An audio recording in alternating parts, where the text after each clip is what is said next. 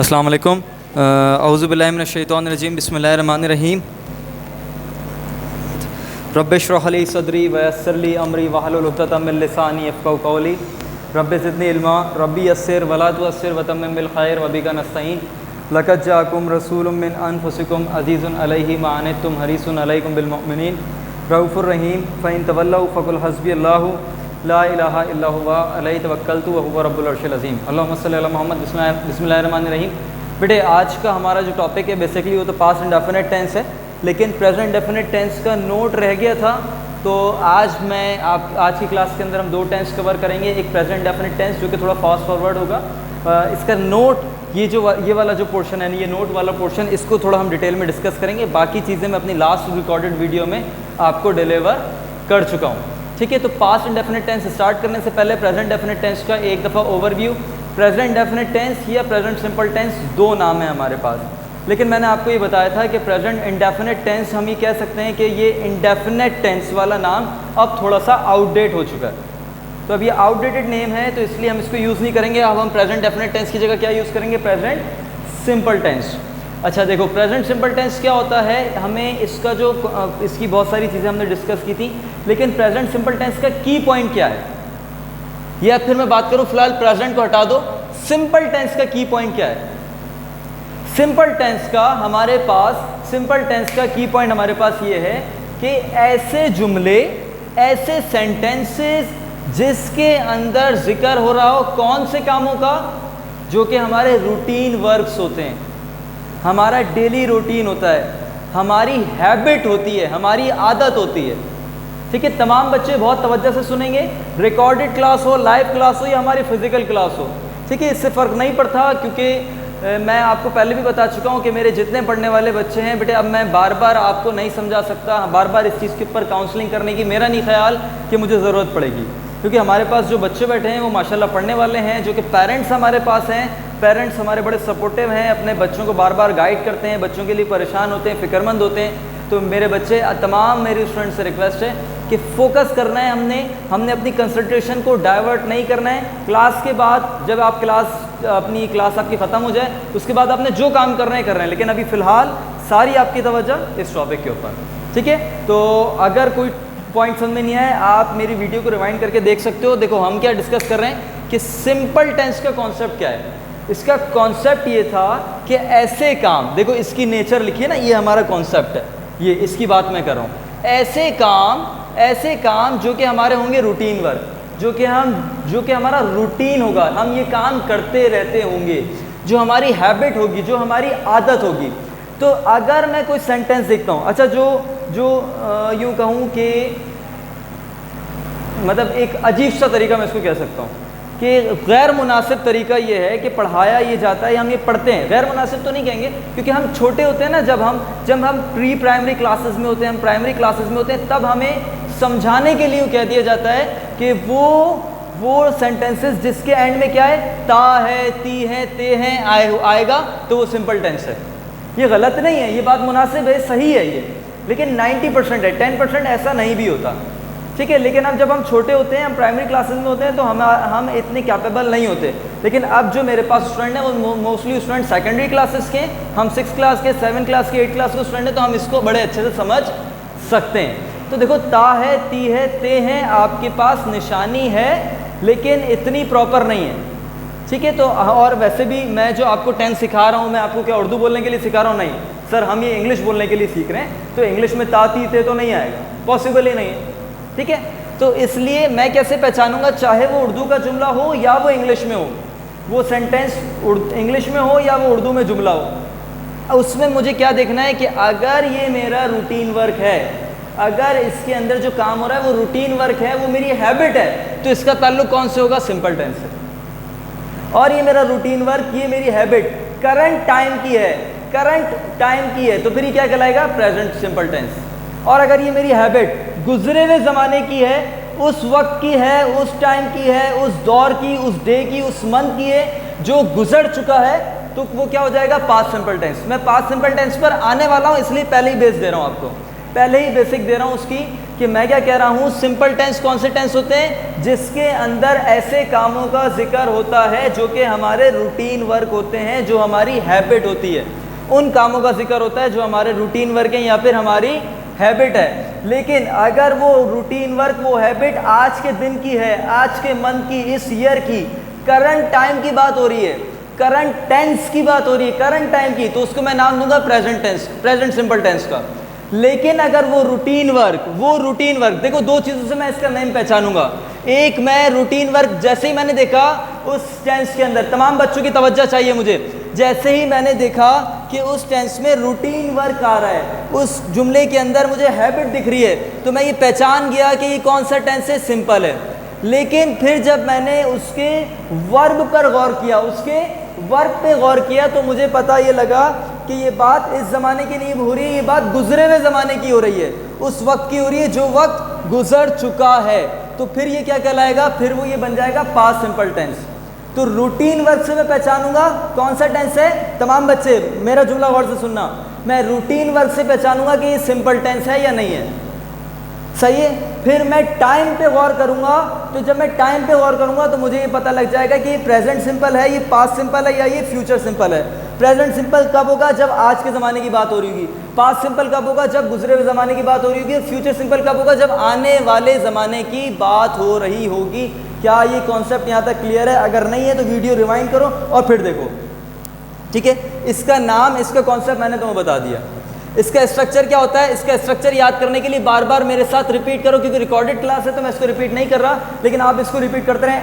SVO SVO SVO SVO, repeat करते रहो, मेरे साथ रिपीट करो। SVO SVO SVO क्या है, कुछ भी नहीं है, सब्जेक्ट वर्ब ऑब्जेक्ट। इस टेंस के सेंटेंस का, इस टेंस के प्रेजेंट सिंपल टेंस के, ये पास्ट सिंपल टेंस के सेंटेंस का फॉर्मूला क्या है, subject verb object, subject verb object, subject verb object. इसलिए मैंने इसको याद करने के लिए बताया कि हम याद करने के लिए कर सकते हैं, इसका याद करने के लिए हम इसको कहते हैं SVO, ताकि हमें जल्दी से ये याद हो जाए, ठीक है। तो इसके इस टेंस का फॉर्मूला क्या हो गया, सब्जेक्ट वर्ब और ऑब्जेक्ट। अब सब्जेक्ट भी एज इट इज रहेगा, ऑब्जेक्ट भी एज इट इज रहेगा। चेंजिंग कहाँ पर आ सकती है, यहाँ पर। चेंजिंग कहाँ पर आ सकती है, यहाँ पर।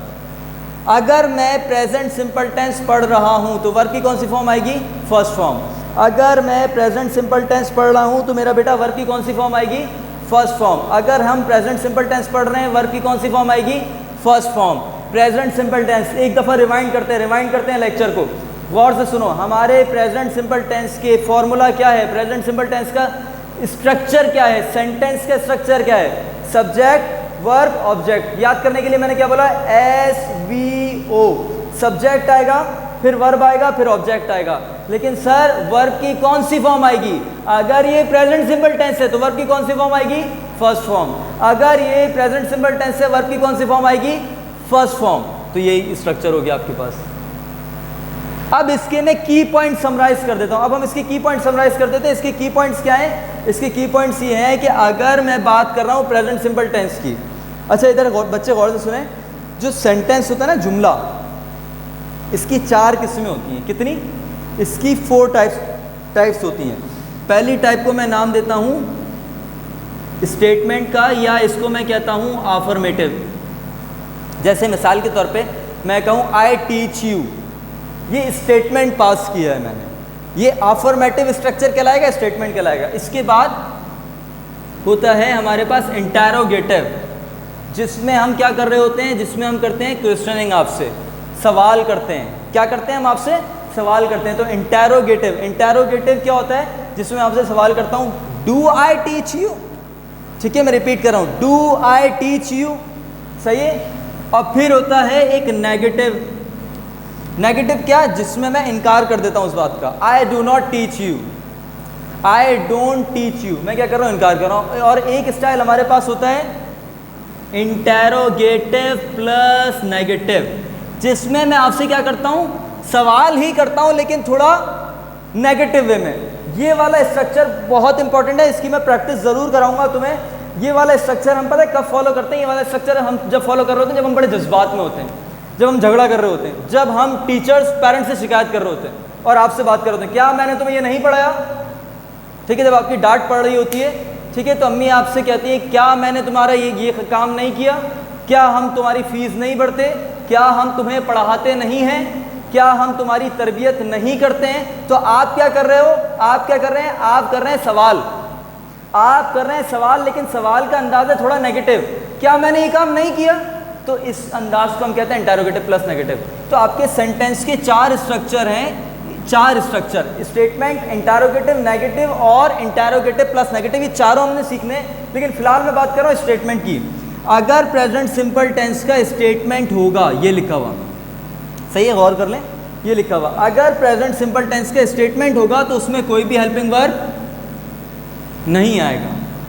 की पॉइंट क्या है इस टेंस को पहचानने का, की पॉइंट क्या है इस टेंस को पहचानने का, सर की पॉइंट ये है कि अगर ये होगा हमारे पास प्रेजेंट सिंपल टेंस, अगर ये होगा प्रेजेंट सिंपल टेंस, तो इसके स्टेटमेंट के अंदर कोई भी हेल्पिंग वर्ब नहीं आएगा, इसके स्टेटमेंट में कोई भी हेल्पिंग वर्ब नहीं आएगा, ये बात तय है कि इसके स्टेटमेंट में कोई भी हेल्पिंग वर्ब नहीं आएगा। और फॉर्म ऑफ वर्ब कौन सी आएगी, first form, form of verb first, form of verb first. Helping verb याद रख लो, फिलहाल ये आगे मैं बताऊंगा, प्रेजेंट प्रोग्रेसिव टेंस के अंदर ये बात मैं आपको बताऊंगा। हेल्पिंग वर्ब बेसिकली कौन सा वर्ड होता है, वो वर्ड जो कि वर्ब को हेल्प करते हैं उसको हम हेल्पिंग वर्ब कहते हैं, और वो हमेशा आते हैं वर्ब से पहले, वो हमेशा आते हैं वर्ब से पहले। क्या इधर वर्ब से पहले कोई हेल्पिंग वर्ब आ रहा है, यहाँ पे कोई हेल्पिंग वर्ब नहीं आ रहा। तो देख लो, यही बात को मैंने दूसरे अंदाज से बता दिया कि वर्ब इस प्रेजेंट सिंपल टेंस के स्ट्रक्चर में कोई भी हेल्पिंग वर्ब नहीं आएगा, और इसके अंदर फॉर्म ऑफ वर्ब कौन सी आएगी, फर्स्ट। तो यही की पॉइंट हमने लिखे हैं कि प्रेजेंट सिंपल टेंस के स्टेटमेंट में कोई भी हेल्पिंग वर्ब नहीं आएगा, और फॉर्म ऑफ वर्ब कौन सी आती है, फर्स्ट। अब तमाम बच्चे 1 मिनट के लिए यहाँ पर वीडियो पॉज करो और ये पूरा जितना मैंने लिखाया है इसको कॉपी कर लो।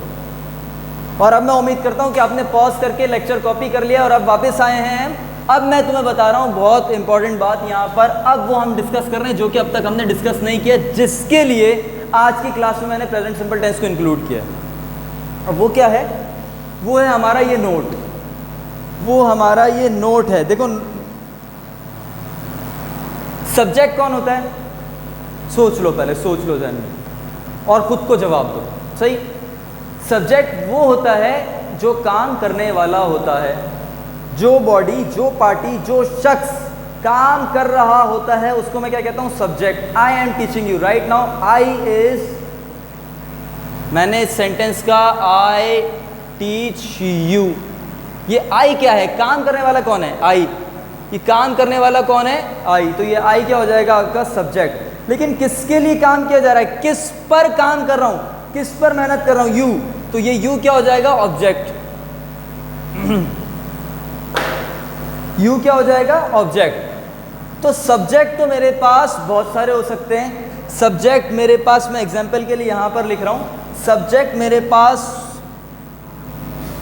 आई भी हो सकता है, सब्जेक्ट मेरे पास वी भी हो सकता है, सब्जेक्ट यू भी हो सकता है, सब्जेक्ट ही भी हो सकता है, सब्जेक्ट शी भी हो सकता है, सब्जेक्ट इट भी हो सकता है, सब्जेक्ट कोई एक नाम भी हो सकता है, उमर, कोई सब्जेक्ट 2 नाम भी हो सकते हैं, अली एंड उमर। अब ये 2 नाम आ गए, सही है। तो I, we, you, he, she, it, Umar, Ali and Umar. पहले इन दोनों का डिफरेंस देख लो, इधर क्या है, इधर भी नाम है और इधर भी नाम है, लेकिन यहाँ पर क्या नाम है, इधर एक नाम है, यहाँ पर 2 नाम आए हैं, यहाँ पर 2 नाम आए और यहाँ पर ये सिंगल नेम आया है। तो अब ये जहन में रख लो। अब आओ नोट पढ़ते हैं। ये जो वर्ब है, तमाम बच्चे पहले नोट को समझेंगे, बाद में मैं रीड करूँगा। ये जो वर्ब है इसके अंदर कुछ केसेस में क्या ऐड हो जाएगा, एस या फिर ईएस। ये जो वर्ब है, वर्ब की जो फर्स्ट फॉर्म है, वर्ब की जो फर्स्ट फॉर्म है, इसके अंदर कुछ केसेस में एस या ईएस ऐड हो जाएगा। मैं रिपीट कर रहा हूं अपनी बात को। वर्ब की इधर जैसे क्या लिखा हुआ है, की पॉइंट्स में क्या लिखा था, इधर फॉर्म ऑफ वर्ब कौन सी आएगी, फर्स्ट। इस वर्ब की फर्स्ट फॉर्म में कुछ केसेस में मैं क्या ऐड कर दूंगा, एस या फिर ईएस, एस या फिर ईएस। कुछ केसेस में मैं ऐड करूंगा एस या फिर ईएस। तो कौन से केसेस होंगे, वो केसेस होंगे जब हमारे सब्जेक्ट में, वी विल ऐड एस और ईएस टू वर्ब। हम कहां पर एस और ईएस ऐड करेंगे? वर्ब में। कहां पर ऐड करेंगे? वर्ब में। लेकिन कब करूंगा मैं वर्ब के अंदर ऐड?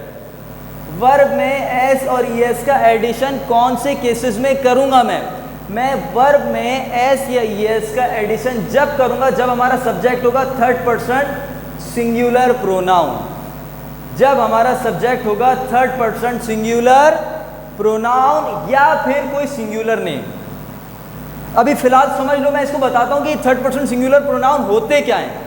मैं इसी वीडियो में आपको ये बात बताऊंगा, लेकिन तमाम बच्चे पहले सुन लें, याद कर लो इस बात को कि मैं अपनी वर्ब की फर्स्ट फॉर्म में क्या ऐड कर दूंगा? एस या फिर ईएस। लेकिन कौन से केस में?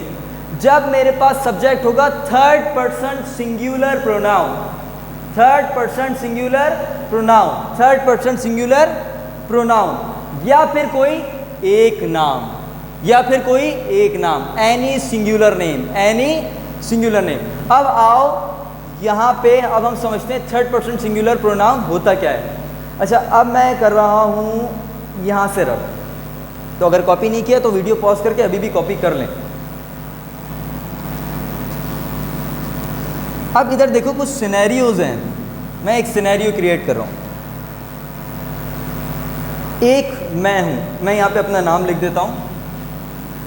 कौन कौन बात कर रहा है अभी? फ़िलहाल सपोज करो अभी फिज़िकल क्लास हो रही है, तो यहाँ पर दो लोग हैं। एक है यहाँ पर सर उमर मौजूद आपके साथ, और एक हैं सर उमर के स्टूडेंट्स। और सपोज कर लेते हैं हम बात कर रहे हैं किस पर? हम बात कर रहे हैं स्टडी स्कूलिंग सिस्टम पर।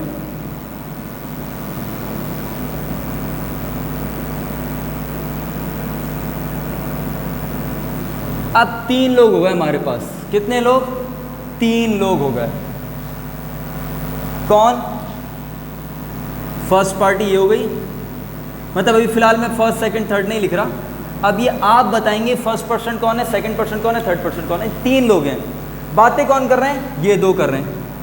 ये 2 लोग आपस में बात कर रहे हैं इसके बारे में, ये 2 लोग इस चीज़ के बारे में बात कर रहे हैं। यानी कि सर उमर और स्टूडेंट्स, ये 2 ग्रुप आपस में बातें कर रहे हैं स्टडी स्कूलिंग सिस्टम के बारे में। किस तरह से? अब देखो इधर, मैं आपसे बोल रहा हूं। सबसे पहला काम, अच्छा मैं आपसे बोल रहा हूं, मैं कौन हो गया?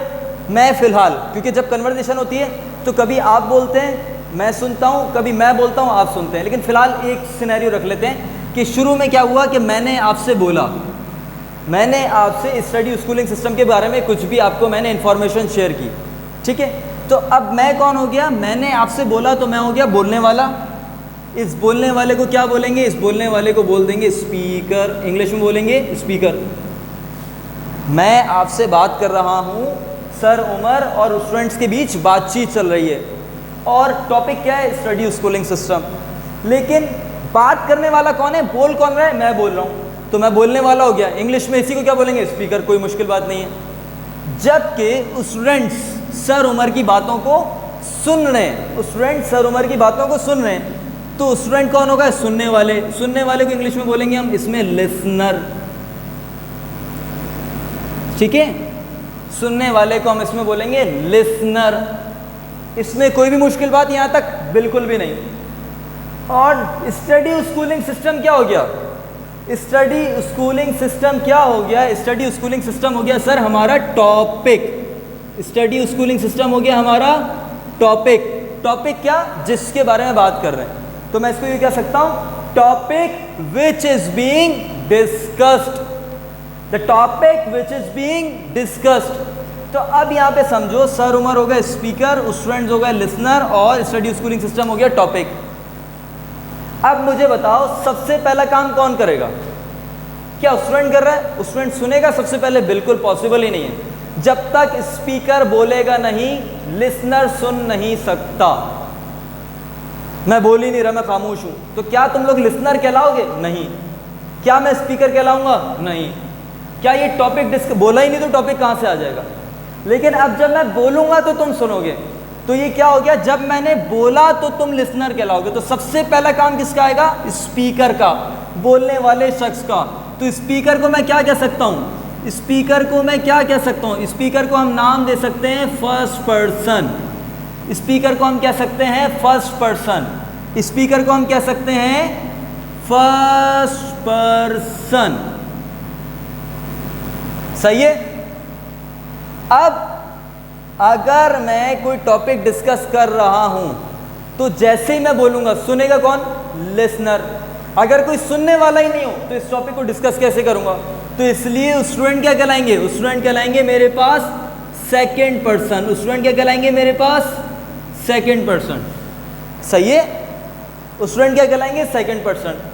अब जिस चीज को डिस्कस कर रहे हैं, चाहे वो कोई शख्स हो, वो कोई चीज हो, कोई जगह हो, वो क्या कहलाएगी, वो सर कहलाएगी हमारे पास थर्ड पर्सन। वो क्या कहलाएगी, थर्ड पर्सन। वो क्या कहलाएगी, थर्ड पर्सन। वो क्या कहलाएगी, थर्ड पर्सन। तो स्पीकर फर्स्ट पर्सन होता है, लिसनर सेकंड पर्सन होता है, और जिस चीज़ को डिस्कस किया जा रहा होता है तो फिर वो हमारे लिए बन जाती है third person.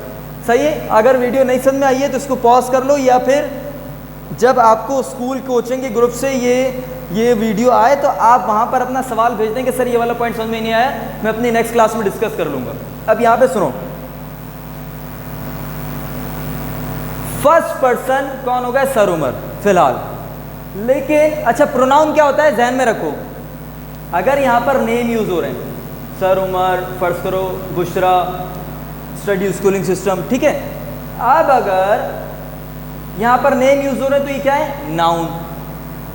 First person noun, second person noun, third person noun. लेकिन अगर मैं नेम की जगह कोई और वर्ड यूज़ कर लूँ तो वो क्या होता है, याद करो, 6th क्लास वाले बच्चे बताएं, वो क्या होता है, वो होता है मेरे पास प्रोनाउन। जब मैं नाउन की जगह कोई वर्ड यूज़ कर रहा हूँ तो वो क्या होता है, प्रोनाउन। तो अगर फर्स्ट पर्सन के नाम की जगह मैं यूज़ कर लूँ आई, फर्स्ट पर्सन हमेशा होगा आई या फिर वी। फर्ज करो मैं अकेला नहीं हूँ, मेरे साथ यहाँ पे सर उजैर भी खड़े हैं, सर रेहान भी खड़े हैं, और हम लोग आप लोगों से बातें कर रहे हैं, तो हम तीनों मिलकर बोल रहे हैं, तो वी फर्स्ट पर्सन। आई अगर मैं अकेला बोल रहा हूँ तो आई का वर्ड यूज़ करूँगा। तो अब अगर मैंने क्या किया, अपने नाम की जगह क्या यूज़ कर दिया, आई। मैंने अपने नाम की जगह क्या यूज़ कर लिया, वी। तो अब अगर मैं फर्स्ट पर्सन के नेम की जगह, वर्ड से सुने, बोर नहीं होना है, वीडियो थोड़ी लंबी भी हो गई है और लेक्चर थोड़ा ज़्यादा हो गया है, हो सकता है पास्ट सिंपल टेंस नहीं पढ़ा पाऊँ इसी वीडियो में। तो अगर मैं नेम की फर्स्ट पर्सन के नेम की जगह यूज़ कर लूँ प्रोनाउन, तो वो क्या हो जाएगा, फर्स्ट पर्सन प्रोनाउन। इसी तरह से सेकंड पर्सन के नेम की जगह मैं यूज़ कर लूँ यू। सेकंड पर्सन के लिए प्रोनाउन कौन सा होता है, यू। अब लिसनर कौन है, you. You are my listeners. आप सब कौन है, मेरे लिए लिसनर्स हैं, तो यू। तो अब मैंने आपका नाम नहीं लिया, आपके नाम की जगह क्या बोला, यू। तो यू क्या हो गया, प्रोनाउन। लेकिन यू कौन है, लिसनर है, तो इसलिए क्या कहलाएगा, सेकंड पर्सन प्रोनाउन। लिसनर क्या होता है, सेकंड पर्सन। तो लिसनर के नाम की जगह जो यूज होगा, लिसनर के नाम की जगह जो यूज होगा वो क्या होगा, सेकंड पर्सन प्रोनाउन। और इसी तरह से जिस टॉपिक को डिस्कस कर रहे हैं उसका नाम नहीं लिया जाए। फर्ज करो मैं यहाँ पे स्टडी स्कूलिंग सिस्टम की बात नहीं करता, मैं यहाँ पे बात कर रहा था सर उजैर की, और फिर मैं सर उजैर का नाम नहीं लेता। सर उजैर फर्ज करें यहाँ खड़े हुए हैं, फर्ज कर लो यहाँ पे खड़े हैं, ये सर उजैर, ये ठीक है, ये सर उजैर खड़े हैं। तो सर उजैर का दिख भी नहीं रहा बेटे, बहुत लाइट हो गए। खैर सर उजैर यहाँ पे खड़ा है और मैं उनका नाम नहीं लूँ, मैं आपसे बातें कर रहा हूँ सर उजैर के बारे में। तो अब मैं उनका नाम नहीं ले रहा, मैं इशारा कर रहा हूँ, ही इज़ योर टीचर। अब मैंने क्या किया, किसको डिस्कस कर रहा हूँ, अबे चौंका दिया यार, सॉरी, मैं किसको डिस्कस कर रहा हूँ, मैं थर्ड पर्सन को डिस्कस कर रहा हूँ, लेकिन उसका नाम नहीं ले रहा। तो उसके नाम की जगह क्या मैं यूज़ कर सकता हूँ, उसको मैं पॉइंट आउट करते हुए क्या बोलूँगा, ही। उसको मैं पॉइंट आउट करते हुए क्या बोलूँगा, शी। उसको मैं पॉइंट आउट करते हुए क्या बोलूँगा, इट। मैं उसको, अगर वो ज़्यादा हैं तो उन ज़्यादा लोगों को पॉइंट आउट करते हुए क्या बोलूँगा, दे। तो जब मैं जिस चीज़ को डिस्कस कर रहा हूँ उसको क्या कहते हैं, थर्ड पर्सन। जब उसके नाम नहीं लूँगा, उसके नाम की जगह कुछ और यूज़ करूँगा, तो वो क्या कहलाएगा, थर्ड पर्सन प्रोनाउन। तो आप थर्ड पर्सन प्रोनाउन कितने हो गए, आखिरी 2 मिनट है हमारे पास, थर्ड पर्सन प्रोनाउन कितने हो गए, ही, शी, इट और दे। ही, शी, इट या फिर दे। तो आप जब थर्ड पर्सन प्रोनाउन सिंगुलर कौन से, ही सिंगुलर है, शी सिंगुलर है, इट भी सिंगुलर है, लेकिन दे सिंगुलर नहीं है, ठीक है। या फिर अगर मैं नाम लूँ उमर, मैं नाम लूँ उजैर, मैं नाम लूँ अली, ये सिंगुलर है। लेकिन अगर मैं नाम लूँ उमर एंड उजैर, ये दो नाम आ गए, ये सिंगुलर नेम नहीं है। तो हमारे पास नोट यहाँ पर यही है कि जब भी मेरा सब्जेक्ट होगा थर्ड पर्सन सिंगुलर प्रोनाउन, जब भी मेरा सब्जेक्ट होगा थर्ड पर्सन सिंगुलर प्रोनाउन, यानी के ही, शी, इट या फिर कोई singular name, he, she, it या फिर कोई सिंगुलर नेम मेरे सब्जेक्ट में आएगा। इस जगह इस सब्जेक्ट में अगर ही, शी, इट या कोई सिंगुलर नेम आएगा तो मैं वर्ब में क्या ऐड कर दूंगा, एस या फिर ईएस। ठीक है, चाहो तो इसको सिर्फ ऐसे ही याद कर सकते हो, ही, शी, इट या फिर कोई सिंगुलर नेम, लेकिन ज़्यादा कॉन्सेप्चुअल तरीका यही है कि हम इसको ही, शी, इट नहीं बोलें, ही, शी, इट बच्चे बोलते हैं। पढ़ने वाला बच्चा क्या बोलता है, थर्ड पर्सन सिंगुलर प्रोनाउन। ठीक है, इंशाल्लाह मैं नेक्स्ट वीडियो में पास्ट इंडेफिनिट टेंस करा दूंगा। आज की वीडियो में इतना ही। अल्लाह हाफ़िज़।